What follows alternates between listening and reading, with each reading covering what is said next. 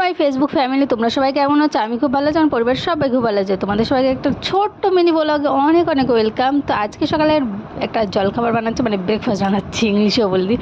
আজকে বানাবো চাউমিন। অনেক সকালবেলা কালকে রাত থেকে একটু চাউমিন খেতে ইচ্ছা করছিলো, তাই চাউমিন বানাবো বলে এই যে ফ্রিজে কিছু সবজি আগের দিন এনেছিলাম আমি চাউমিন খাবো বলে।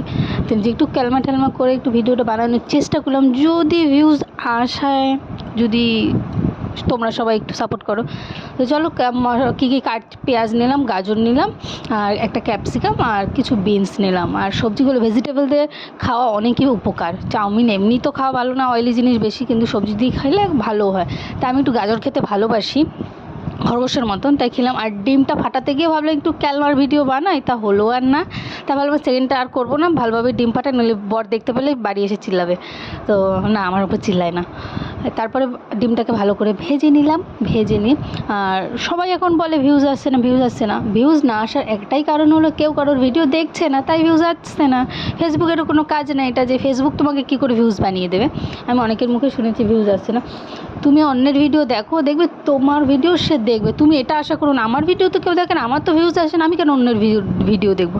না, তুমি অন্যের ভিডিও দেখো, তাহলে তোমারও একটা অ্যাক্টিভ হবে, তোমারও একটা ভিউজ আসবে, তারও একটা ভিউজ হবে।